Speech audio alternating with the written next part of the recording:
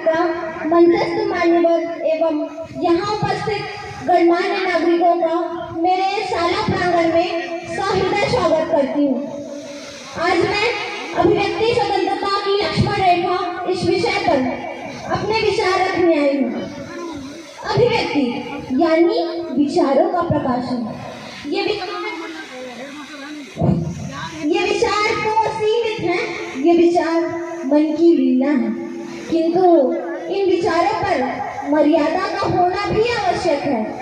इन्हीं विचारों के प्रकाशन हेतु भारतीय संविधान तथा लोकतांत्रिक व्यवस्था ने अनुच्छेद 19 के तहत हमें अभिव्यक्ति स्वतंत्रता का मौलिक अधिकार दिया है।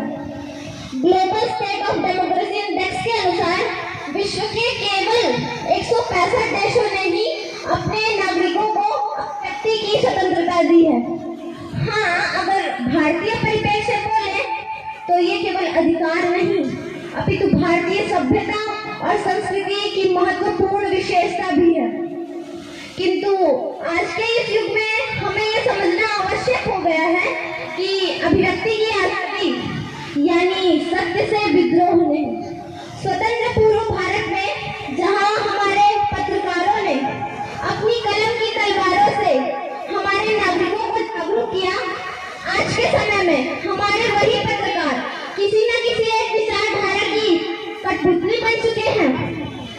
केरला हाईकोर्ट के अनुसार freedom of speech not licence to abuse justice system with your half feedback and little knowledge about judicial.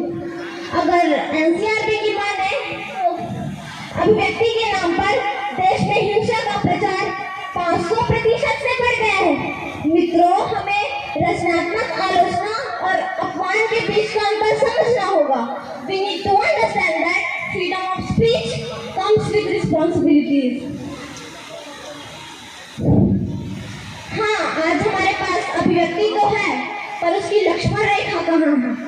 क्योंकि मर्यादा से परे स्वतंत्रता भी परतंत्रता ही कहलाती है। अगर हम लक्ष्मण रेखा की बात करते हैं तो हमारा ये भारतवर्ष शालीनता, सभ्यता और नैतिकता का प्रतीक है। इसी नैतिकता के आधार पर हम सभी भारतीयों को अपने विचारों के प्रकाशन से पहले परीक्षण की आवश्यकता है।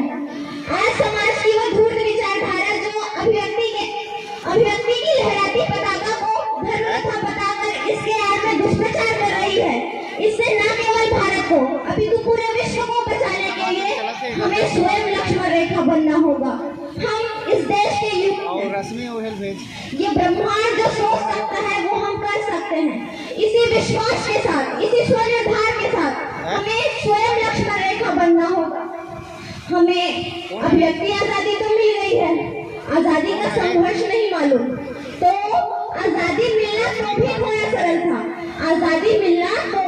सरल था, पर उसे निभाना और भी कठिन। ये